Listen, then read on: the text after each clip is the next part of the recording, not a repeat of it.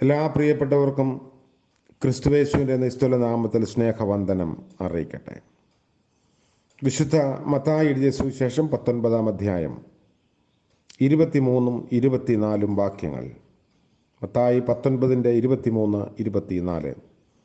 യേശു തൻ്റെ ശിഷ്യന്മാരോട്, ധനവാൻ സ്വർഗരാജ്യത്തിൽ കടക്കുന്നത് പ്രയാസം തന്നെ എന്ന് ഞാൻ സത്യമായിട്ട് നിങ്ങളോട് പറയുന്നു. ധനവാൻ ദൈവരാജ്യത്തിൽ കടക്കുന്നതിനേക്കാൾ ഒട്ടകം സൂചിക്കുഴയൂടെ കടക്കുന്നത് എളുപ്പം എന്നും ഞാൻ നിങ്ങളോട് പറയുന്നു എന്ന് പറഞ്ഞു. കർത്താവിൻ്റെ പരിശുദ്ധ നാമം വാഴ്ത്തപ്പെടുമാറാകട്ടെ. ദൈവരാജ്യം അഥവാ സ്വർഗരാജ്യം എന്ന പദം വിശുദ്ധ മത്തായി എഴുതിയ സുവിശേഷത്തിൽ അനേകം ഇടങ്ങളിൽ രേഖപ്പെടുത്തുന്നുണ്ട്.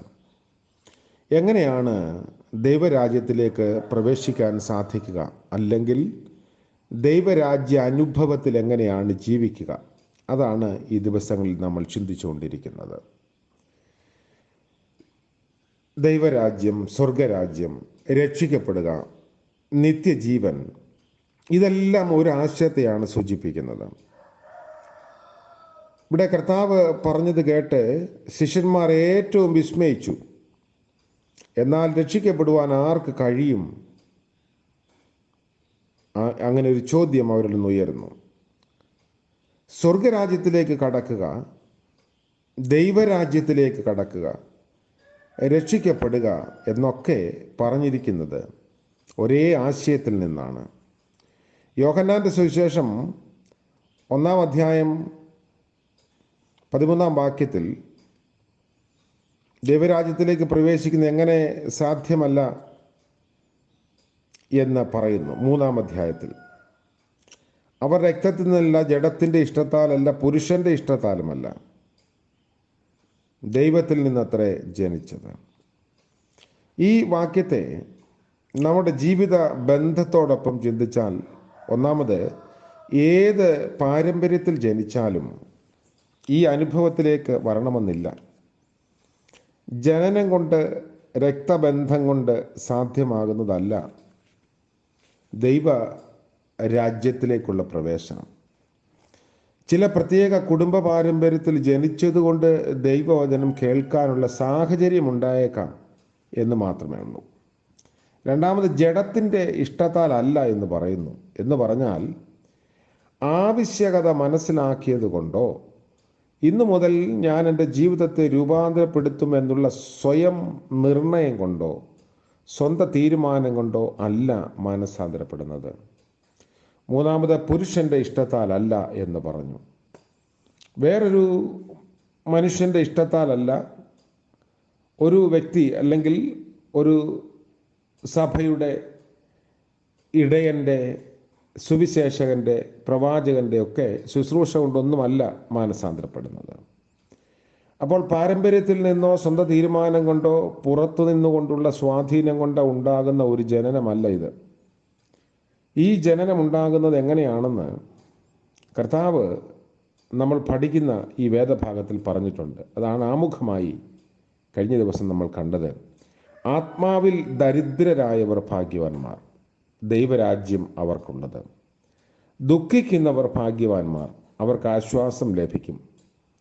ഈ രണ്ട് ആശയവും മത്തായിയുടെ സുവിശേഷം 18:3 കർത്താവ് ഒരു ശിശുവിനെ അടുക്കൽ നിർത്തിയിട്ട് ശിഷ്യന്മാരോട് പറഞ്ഞു, നിങ്ങൾ തിരിഞ്ഞ് ശിശുക്കളെ പോലെ ആകുന്നില്ലെങ്കിൽ എന്ന്. രണ്ട് ആശയങ്ങൾ ഇവിടെ വന്ന് ശിശുക്കളെ പോലെ ആകണം, നിങ്ങൾ ശിശുക്കളെ പോലെ തിരിയണം. ഒന്നാമത്, ശിശുക്കളെ പോലെ ആകുന്നു. ഒരു ആത്മീക ദാരിദ്ര്യം, ഒന്നുമില്ല കർത്താവ് എന്ന് പറയുന്ന അനുഭവം ഉണ്ടാകണം. രണ്ടാമത്, തിരിഞ്ഞ് വരുന്ന, ദുഃഖിക്കുന്ന, അനുതപിക്കുന്ന ഒരു അനുഭവം ഉണ്ടാകണം. അപ്പോൾ ദൈവരാജ്യത്തിലേക്ക് കടക്കുന്നത് രക്തത്താലല്ല, പുരുഷന്റെ ഇഷ്ടത്താലല്ല, സ്വന്തം തീരുമാനത്താലല്ല. ദൈവരാജ്യത്തിലേക്ക് കടക്കുന്ന ഒരേ ഒരു വഴി എന്ത് എന്ന് ചോദിച്ചാൽ, തിരിഞ്ഞ് ശിശുക്കളെ പോലെ ആകുക. ആത്മാവിൽ ദരിദ്ര, ഇതാണ് കർത്താവ് പറയുന്നത്. എങ്ങനെയാണ് ഈ ദൈവരാജ്യത്തിലേക്ക് കടക്കുന്നത്? രണ്ട് കാര്യം കർത്താവ് ഇവിടെ പറഞ്ഞിട്ടുണ്ട്. ഒന്നാമത്, ആത്മാവിൽ ദരിദ്രരായിരിക്കണം. ഇത് ഭൗമിക ദാരിദ്ര്യത്തെക്കുറിച്ചുള്ള ഒരാശയമല്ല. ഒരുപക്ഷെ പുറമേയുള്ള ദാരിദ്ര്യം ആത്മീക ദാരിദ്ര്യം വെളിപ്പെടുത്താൻ സഹായിച്ചേക്കും. ചിലപ്പോൾ ഭൗമികമായ സമ്പത്ത് ആത്മീക ദാരിദ്ര്യത്തെക്കുറിച്ചുള്ള ബോധം മറച്ചു വെച്ചു എന്ന് വന്നേക്കാം. ആധുനിക തലമുറയുടെ ഒരു കുറവ് ഇവിടെയാണ് എന്ന് നമുക്ക് തോന്നുന്നു. എല്ലാമുണ്ട്, ഒന്നിനും ഒരു കുറവില്ല എന്ന തോന്നൽ. കാരണം സമ്പന്നനായിരിക്കുന്നു. ജീവിതത്തിൻ്റെ ദാരിദ്ര്യ അനുഭവം, കഷ്ടതകളുമൊക്കെ ആത്മീക ജീവിതത്തിൻ്റെ പാപ്പരത്വത്തെ ഓർമ്മിപ്പിക്കുന്ന അനുഭവങ്ങളായേക്കാം. എന്നാൽ ഇവിടെ പറഞ്ഞിരിക്കുന്നത് ഭൗമിക ദാരിദ്ര്യത്തെക്കുറിച്ചല്ല. ഒരുപക്ഷെ ഭൗമിക ദാരിദ്ര്യം ഉണ്ടായേക്കാം. ജൂലിയൻ എന്ന റോമൻ ചക്രവർത്തി അന്നുണ്ടായിരുന്ന ക്രിസ്ത്യാനികളുടെ എല്ലാം സമ്പത്ത് ഗവൺമെൻറ്റിലേക്ക് എടുക്കുമായിരുന്നു. അദ്ദേഹം പറഞ്ഞു, അവരെ ദരിദ്രരാക്കി എങ്കിലേ അവർ സ്വർഗരാജ്യത്തിലേക്ക് പ്രവേശിക്കുകയുള്ളൂ എന്ന്. അദ്ദേഹം പറഞ്ഞത് സമ്പത്ത് എടുക്കാൻ വേണ്ടിയാണ്. അതൊരു സ്ട്രാറ്റജി ആയിരുന്നു. ആ ഒരു ആശയമല്ല ഇവിടെ പറഞ്ഞിരിക്കുന്നത്. ആത്മാവിൽ ദരിദ്രരായവർ ഭാഗ്യവാന്മാർ. അതിൽ നിന്ന് നാം മനസ്സിലാക്കുന്നത്, ദൈവരാജ്യത്തിലേക്ക് പ്രവേശിക്കണമെന്നുണ്ടെങ്കിൽ ആത്മാവിൽ ഒരു പാപ്പരത്വം അനിവാര്യമാണ്. മലയാളത്തിൽ ഒരു പാട്ട് പാടും, വെറും കൈയായി ഞാനങ്ങ് ക്രൂശിൽ മാത്രം നമ്പുന്നേ. ഈ രക്ഷ എന്നുള്ളത് നമുക്ക് ലഭിക്കുന്ന ഒരു പ്രതിഫലമല്ല, അത് ദൈവത്തിൻ്റെ ദാനമാണ്. ദൈവമക്കൾ ഇത് വീണ്ടും വീണ്ടും ഓർക്കുന്നത് നല്ലതാണ്. നേടുന്നതല്ല രക്ഷ. ആരും രക്ഷ നേടിയിട്ടില്ല. അതുകൊണ്ടാണ് പറയുന്നത്, കൃപയാലല്ലോ വിശ്വാസം മൂലം രക്ഷിക്കപ്പെട്ടിരിക്കുന്നത്. അതുകൊണ്ട് നാം അനുഭവിക്കുന്ന ഈ ദൈവരാജ്യത്തിലേക്കുള്ള പ്രവേശനം ദൈവം നമുക്ക് ദാനമായി തരുന്നതാണ്. ആർക്ക് ദാനമായി തരുന്നു എന്ന് ചോദിക്കുമ്പോൾ, ആത്മാവിൽ ദരിദ്രരായവർക്ക്. ഹൃദയത്തിനുള്ളിൽ നിന്നും, കർത്താവേ, എൻ്റെ കയ്യിൽ ഒന്നുമില്ല, ഞാൻ കുറവുകളും പോരായ്മയും ഉള്ളവനാണ് അല്ലെങ്കിൽ ഉള്ളവളാണ്, നിനക്ക് തരുവാൻ എൻ്റെ പക്കൽ ഒന്നുമില്ല എന്ന് പറയുന്ന ആൾ.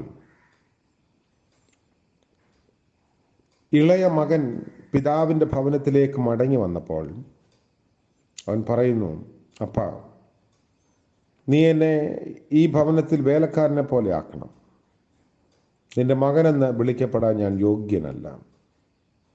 യോഗ്യതയില്ല എന്നുള്ള ഭാവം എപ്പോൾ നമ്മുടെ ഉള്ളിൽ വരുമോ, അപ്പോഴാണ് ഈ ദൈവിക ബന്ധത്തിൽ നമ്മൾ രക്ഷയ്ക്ക് യോഗ്യരാകുന്നത്. നമ്മുടെ ജീവിതത്തിൽ ധാരാളം കുറവുകളും പോരായ്മകളും ഉണ്ടെന്ന് മനസ്സിലാക്കി ദൈവസന്നിധിയിൽ നിന്നെ കൂടാതെ എനിക്കൊന്നും സാധ്യമല്ല എന്ന് ദൈവത്തോട് പറയുമ്പോൾ, നമ്മുടെ ശ്രമങ്ങളും പരിശ്രമങ്ങളുമെല്ലാം അവസാനിപ്പിച്ച് ക്രൂശിൽ മാത്രം നമ്പുന്നു എന്ന് പറയുമ്പോൾ ദൈവം നമുക്ക് ദാനമായി തരുന്നതാണ് രക്ഷ. ഈ ഒരു അനുഭവം എങ്ങനെയാണ് ഉണ്ട് എന്ന് തിരിച്ചറിയുക. ജീവിതത്തിൽ താഴ്മയുടെ അനുഭവം ഉണ്ടാകുമ്പോൾ നമ്മുടെ ജീവിതത്തിൽ ഈ താഴ്മയുടെ സ്വഭാവം ഉണ്ടാകണം. അത് ഉണ്ടാകുന്നു എന്നറിയണമെങ്കിൽ ചില കാര്യങ്ങൾ വീണ്ടും ഓർക്കണം. താഴ്മ എന്ന് പറയുന്നത് നമുക്ക് അനുകരിക്കാവുന്ന ഒരു കാര്യമാണ്. ദൈവരാജ്യത്തിൻ്റെ പല സ്വഭാവങ്ങളും അനുകരിക്കാവുന്ന കാര്യങ്ങളാണ്. ഇവിടെ അനുകരിക്കാവുന്ന താഴ്മയെക്കുറിച്ചല്ല പറയുന്നത്. ഈ രക്ഷയുടെ അനുഭവം, ദൈവരാജ്യത്തിലേക്കുള്ള പ്രവേശനം ഉണ്ടാകണമെന്നുണ്ടെങ്കിൽ ദൈവസന്നിധിയിൽ മനഃപൂർവമായി യാഥാർത്ഥ്യ ബോധത്തോടു കൂടെ താഴണം. എങ്ങനെയാണ് താഴേണ്ടത്? നമ്മെ തന്നെ സ്വീകരിക്കാൻ നമുക്ക് ഒരുക്കമുണ്ടാകുമ്പോൾ താഴ്മയുണ്ടാകും. റോമാലേഖനം 12-ാം അധ്യായത്തിൽ പറയുന്നു, ഭാവിക്കേണ്ടതിന് മീതെ ഭാവിച്ചുയരാതെ അവനവന് വിശ്വാസത്തിൻ്റെ അളവ് പങ്കിട്ടതുപോലെ സുബോധമാകും വിധം ഭാവിക്കണം. നമ്മെക്കുറിച്ചുള്ള ഒരു നല്ല വിലയിരുത്തലാണിത്. നമ്മുടെ എല്ലാം ജീവിതത്തിൽ ഒരു തോൽവി എന്ന് പറയുന്നത് മറ്റുള്ളവരെക്കാൾ വലിയവരായി നമ്മെ തന്നെ ചിന്തിക്കുന്നു എന്നുള്ളതാണ്. ഞാനൊരു പാവമാണ്, ഞാൻ ഒന്നുമല്ല എന്ന് പറഞ്ഞുകൊണ്ട് നടക്കുന്നത് നിഗളം എന്താ പറയുക, തിരിച്ചിട്ടതാണെന്ന് വേണമെങ്കിൽ നമുക്ക് പറയാം. അപ്പോൾ വിനയമുള്ളവരായി, താഴ്മയുള്ളവരായി, ദൈവസന്നിധിയിൽ വെറും കൈയായി നിൽക്കാൻ നമുക്ക് സാധിക്കുമ്പോൾ ആത്മാവിൽ ദരിദ്രരായവർ ഭാഗ്യവാന്മാരെന്ന കർത്താവിൻ്റെ വിലയിരുത്തലിലേക്ക് നമ്മൾ വരുന്നു. സ്വർഗരാജ്യം അവർക്കുള്ളതാണ്. പ്രാർത്ഥിക്കാം. ഞങ്ങളുടെ ദൈവമായ കർത്താവേ, സ്വർഗീയ പിതാവേ, മനോഹരമായ പുതിയ പ്രഭാതം ആയുസ്സിൽ നൽകിയതിനായി സ്തുതിക്കുന്നു, സ്തോത്രം ചെയ്യുന്നു. രാത്രിയിൽ ലഭിച്ച നിദ്രയ്ക്കായും വിശ്രമത്തിനായും സ്തോത്രം. സാധ്യതകളുടെയും നന്മകളുടെയും ലോകത്തിലേക്ക് ഞങ്ങൾ പ്രവേശിക്കുമ്പോൾ അവിടുത്തെ കൃപയും കരുതലും കൂടെ ഇരിക്കണമേ. ഇന്നത്തെ പകൽക്കാല ജീവിതത്തിൻ്റെ അനുഗ്രഹം ഉയരത്തിൽ നിന്ന് ദാനം ചെയ്യണമേ. വരാമായിരിക്കുന്ന ആപത്തിൽ നിന്നും അനർത്ഥങ്ങളും വിടുവിക്കണമേ. കർത്താവിൻ്റെ കരുണയിൽ ആശ്രയിക്കുന്നു, അവിടുത്തെ മുഖത്തേക്ക് നോക്കുന്നു. ലജ്ജിതരായി പോകുവാൻ അവിടുന്ന് ഞങ്ങളെ അനുവദിക്കരുതേ. പ്രഭാതം മുതൽ പ്രദോഷം വരെയും തിരുസാന്നിധ്യം പകരണമേ. ഇന്ന് ജന്മദിനം ആഘോഷിക്കുന്ന പ്രിയപ്പെട്ടവർക്ക് വേണ്ടി, വിവാഹവാർഷികം ആഘോഷിക്കുന്നവർക്ക് വേണ്ടി വിശേഷമായി പ്രാർത്ഥിക്കുന്നു. അനുഗ്രഹത്തിൻ്റെയും നന്മയുടെയും സന്തോഷത്തിൻ്റെയും ഒരു പുതിയ അനുഭവത്തിലേക്ക് ദൈവം തമ്പുരാൻ അവരെ വഴി നടത്തണമേ. ആവശ്യങ്ങളുടെ മധ്യത്തിൽ കൂടെ ഇരിക്കണമേ. യേശു മശീഹ മൂലം പ്രാർത്ഥന കൃപയോടെ കേൾക്കുമാറാകണമേ. ആമേൻ. സകല ബുദ്ധിയെയും കവിയുന്ന ദൈവിക സമാധാനവും അനുഗ്രഹവും കൃപയും നാം എല്ലാവരോടും കൂടെ ഇന്നും എന്നേക്കും ഉണ്ടായിരിക്കുമാറാകട്ടെ. ആമേൻ.